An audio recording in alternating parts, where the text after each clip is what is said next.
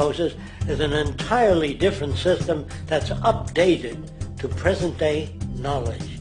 We've never given scientists the problem of how do you design a society which would eliminate boring and monotonous jobs, that would eliminate accidents in transportation, that would enable people to have a high standard of living, that would eliminate poisons in our food, that would give us other sources of energy that are clean and efficient. We can do that out there.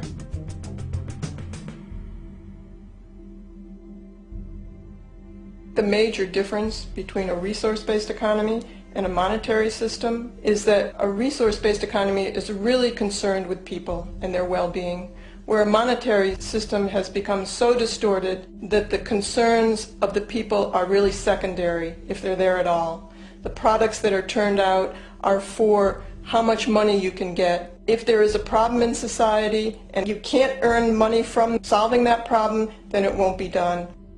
The resource-based economy is really not close to anything that's been tried. And with all our technology today, we can create abundance. It could be used to improve everyone's lifestyle. Abundance all over the world if we use our technology wisely and maintain the environment. It's a very different system, and it's very hard to talk about because the public is not that well enough informed as to the state of technology.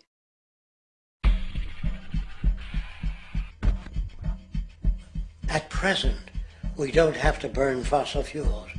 We don't have to use anything that would contaminate the environment. There are many sources of energy available.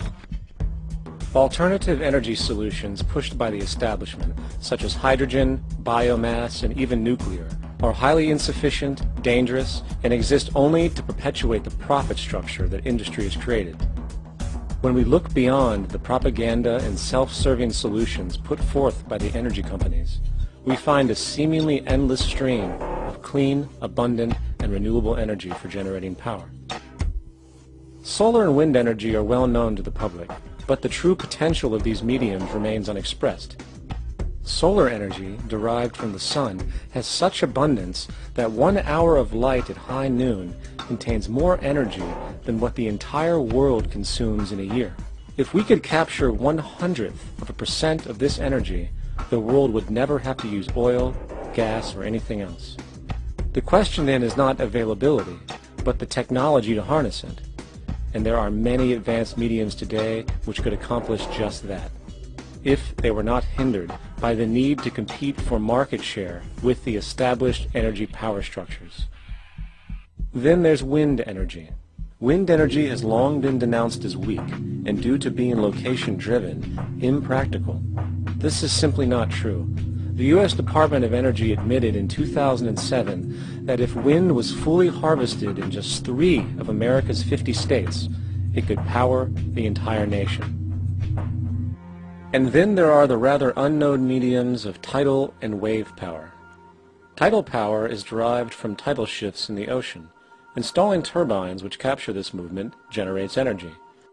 In the United Kingdom, 42 sites are currently noted as available, forecasting that 34% of all the UK's energy could come from tidal power alone.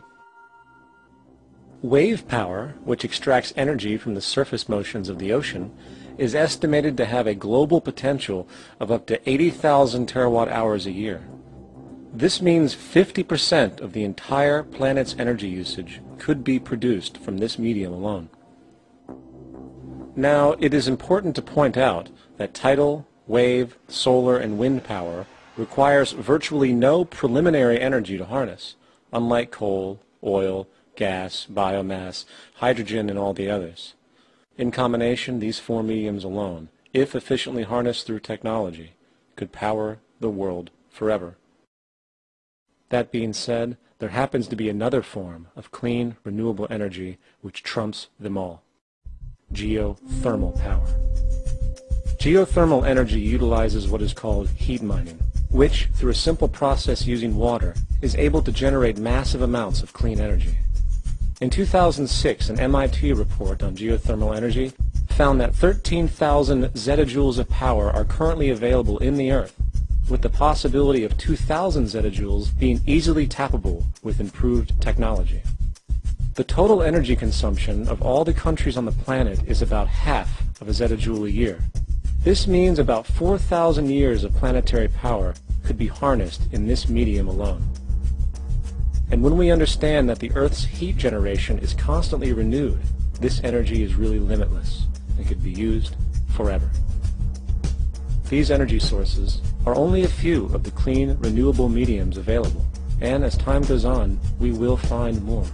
The grand realization is that we have total energy abundance without the need for pollution, traditional conservation, or in fact, a price tag. And what about transportation?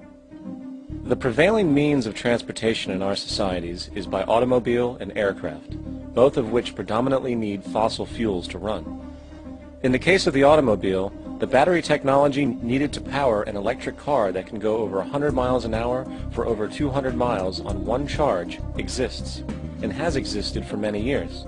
However, due to battery patents controlled by the oil industry, which limits their availability to maintain market share, coupled with political pressure from the energy industry, the accessibility and affordability of this technology is limited.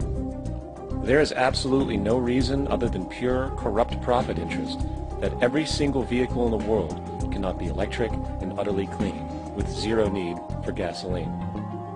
As far as airplanes, it is time we realize that this means of travel is inefficient, cumbersome, slow, and causes far too much pollution. This is a maglev train. It uses magnets for propulsion. It is fully suspended by a magnetic field and requires less than 2% of the energy used for plane travel. The train has no wheels, so nothing can wear out. The current maximum speed of versions of this technology, as used in Japan, is 361 miles per hour.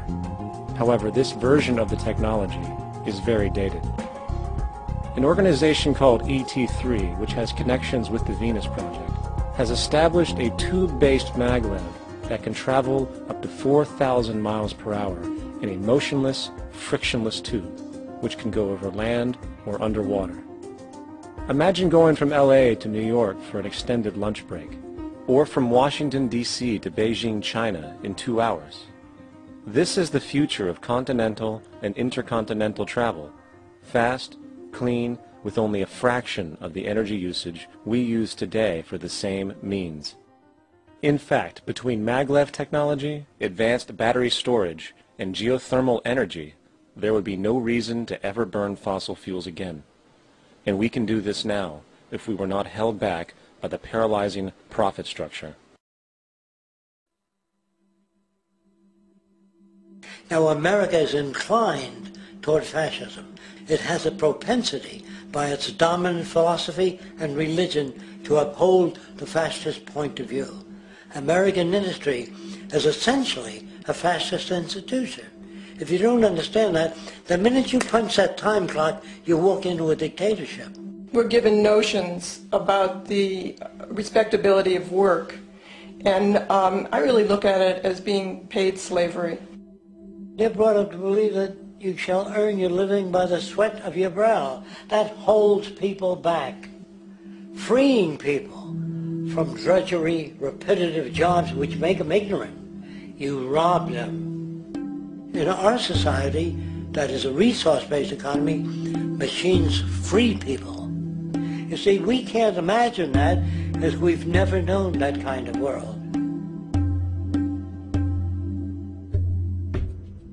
If we look back at history, we see a very clear pattern of machine automation slowly replacing human labor. From the disappearance of the elevator man to the near full automation of an automobile production plant, the fact is, as technology grows, the need for humans in the workforce will continually be diminished. This creates a serious clash, which proves the falseness of the monetary-based labor system. For human employment is in direct competition with technological development. Therefore, given the fundamental priority of profit by industry, people through time will be continually laid off and replaced by machine. When industry takes on a machine, instead of shortening the workday, they downsize. You lose your job. So you have a right to fear machines. In a high-technology, resource-based economy, it is conservative to say that about 90% of all current occupations could be phased out by machines, freeing humans to live their life without servitude, for this is the point of technology itself. And through time, with nanotechnology and other highly advanced forms of science, it is not far-fetched to see how even complex medical procedures could be performed by machines as well, and based on the pattern, with much higher success rates than humans get today. The path is clear, but our monetary-based structure, which requires labor for income, blocks this progress, for humans need jobs in order to survive. The bottom line is that this system must go, or we will never be free